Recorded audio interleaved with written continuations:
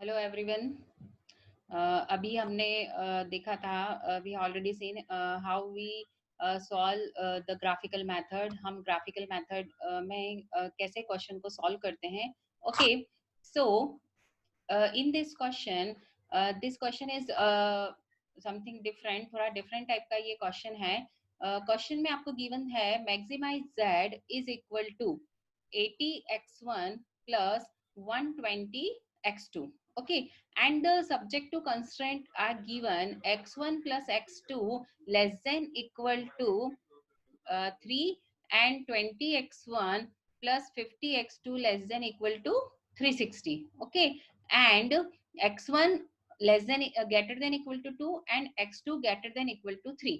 Okay, and x1 comma x2 greater than equal to 0 in non-negativity constraint. Okay, so first we solve the graphical method. सबसे पहले हम क्या करते हैं कि जो भी आपकी इक्वेशन है, ओके, इक्वेशन को हम सबसे पहले क्या करते हैं, यहाँ पर put x1 equal to 0।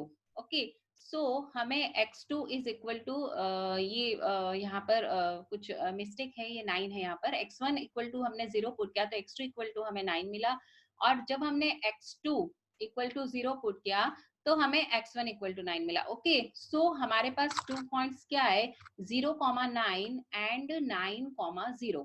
Okay, again हमने सेकेंड को सॉल्व किया। सेकेंड इक्वेशन क्या है हमारी, 20x1 plus 50x2 less than equal to 360। Okay, so we put x1 equal to 0, then 50x2 is equal to 360, so x2 is equal to 7.2. Okay, again in this equation we put x2 equal to 0, then we get 20x1 is equal to 360, that means x1 is equal to 18. Okay, so we have 2 points again, 0 comma 7.2 and 18 comma 0.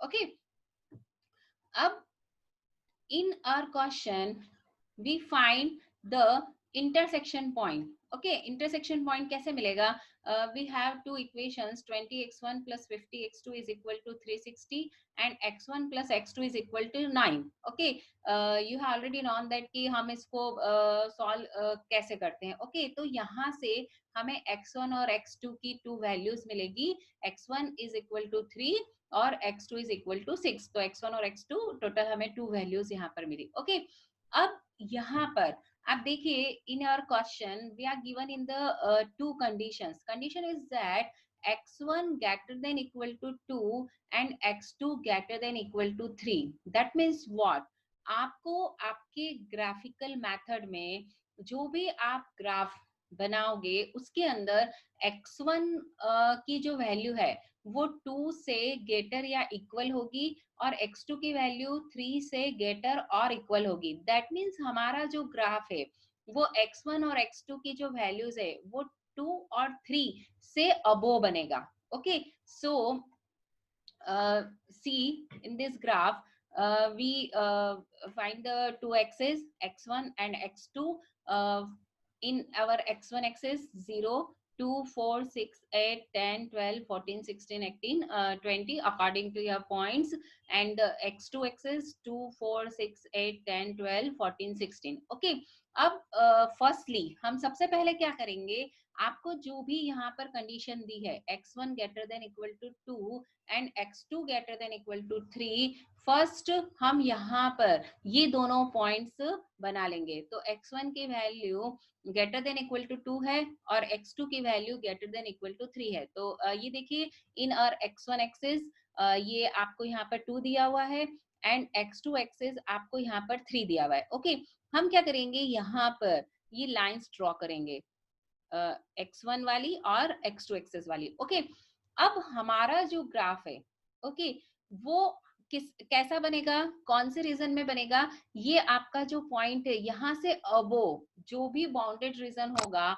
वो हमारा feasible solution देगा. Okay, यहाँ से ये जो point है हमारे 2 और 3 का जो यहाँ पर डिस्टेंस है, यहाँ के ग्राफ के पॉइंट हमें यूज नहीं करना है क्यों नहीं करना है? क्योंकि उसने हमें कंडीशन दे दी है कि x1 और x2 की value x1 greater than equal to 2 and x2 greater than equal to 3 होना चाहिए. Is that clear? So after the plot the all these 2 points 2 and 3, we draw again a straight line. The points is 0, 9 and 9, 0. Okay, so हमने यहाँ पर 0, 9 और 9, 0 ये point यहाँ पर बनाया. तो ये देखिए आप, ये हमारी एक लाइन बनी. ठीक है. सेकेंड पॉइंट हमारा आया था 0,7.2 एंड 18,0. ओके, तो 0,7.2 ये पॉइंट एंड 18,0, तो ये सेकंड हमारा ये लाइन आया. ओके, अब ये जो पॉइंट है जहां पर दोनों लाइंस आप एक दूसरे को इंटरसेक्ट करिए, इस पॉइंट की वैल्यू आप अकॉर्डिंग टू योर ग्राफ आप यहां से भी लिख सकते हैं एंड आप दोनों इक्वेशन को सॉल्व करके भी ये पॉइंट्स को लिख सकते हैं. ओके, सो हमारे पास जो पॉइंट्स आए हैं वो एक्चुअल में कितने पॉइंट है, हमें ये वाले पॉइंट्स कंसीडर नहीं करने हैं. क्यों नहीं करने हैं? क्योंकि हमारा जो रीजन है वो x1 greater than equal to 2 and x2 greater than equal to 3 के अबो बनना चाहिए. ओके, सो हमारे पास पॉइंट कौन से हुए? 2,3, 2,6.4, 3,6 एंड 6,3. ओके, सो हमने अगेन यहाँ पर जो भी आपका बाउंडेड रीजन होता है आपको यहाँ पर आप शेडेड कर दीजिए उसको. Okay, and we write the points A B C D coordinates and maximize z is equal to 80x1 and 120x2.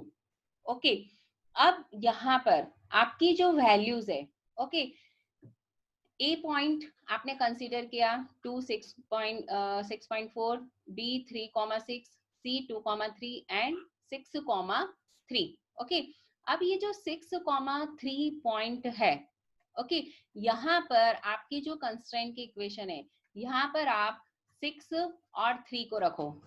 Okay, so less than equal to 9. जब यहाँ पे आपने 6 और 3 को रखा, ओके, तो 6 रखा 120 एंड 3 को रखा तो 150. ओके, सो यहाँ पर जो आपकी वैल्यूज आएंगी पॉइंट्स में वो आपकी वैल्यूज क्या आई है? फर्स्ट है आपकी वैल्यू 2, 6.4 पर maximize z is equal to 928. B जब आपने मैक्सिमाइज z में वैल्यूज रखी 3 एंड 6 तो आपकी वैल्यूज आई 960. आपने थर्ड पॉइंट रखा 2,3 तो आपको z की वैल्यू मिली 520 और जब आपने वैल्यू रखी 6,3 तो आपको यहाँ पर पॉइंट मिला है 84, वैल्यूज मिली है 840. ओके, तो all this four values in considered in our feasible solution. Okay, because आप ये चारों पॉइंट को अपनी कंस्ट्रेंट की इक्वेशन में पुट करके देखिए. ओके, ये चारों ही पॉइंट आपकी कंस्ट्रेंट की इक्वेशन को सेटिस्फाई करेंगे.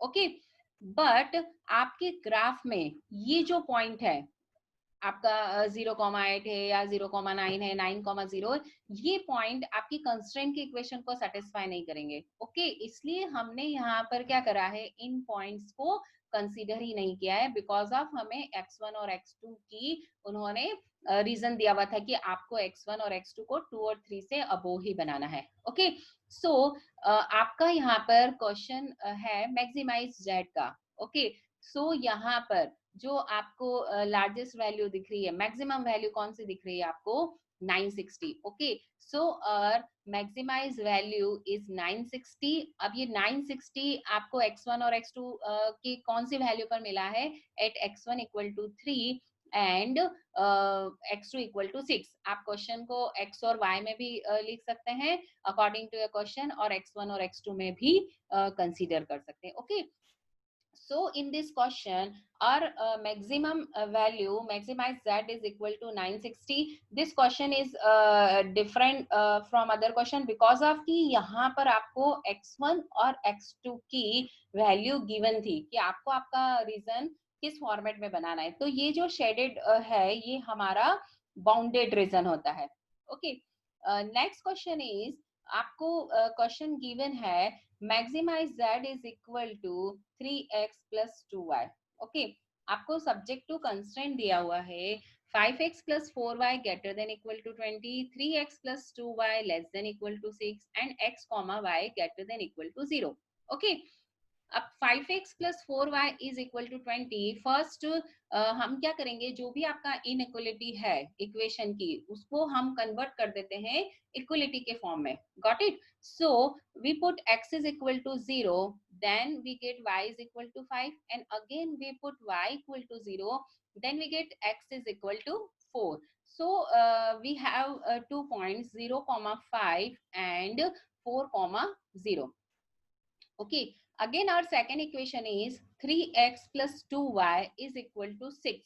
Okay, so put x is equal to 0, then we get y is equal to 3, so point is 0 comma 3 and again we put y is equal to 0, then we get x is equal to 2, so point is 2,0। Okay, ये आप यहाँ पर ध्यान रखिए कि आप x, y point consider कर रहे हैं या y, x कर रहे हैं। यहाँ पर मिस्टेक नहीं होना चाहिए कि, क्योंकि अदरवाइज हाँ, ऐसी हैबिट में आता है कि पहले हम 0 लिख लेते हैं। ओके, सो आप यहाँ पे थोड़ा सा केयरफुली रहना। ओके ओके, नेक्स्ट हम फाइंड करेंगे इंटरसेक्शन पॉइंट। तो 5x plus 4y equal to 20 और 3x plus 2y is equal to 6, ये हमारे पास टू इक्वेशन है। यहाँ पर हम x और y की वैल्यू फाइंड कर लेते हैं। ओके, तो x इज इक्वल टू आपका आया है यहाँ पर -8। Okay, and y is equal to आया है 15। ओके, अगेन वी ड्रॉ, हमने ग्राफ यहाँ पे प्लॉट किया है।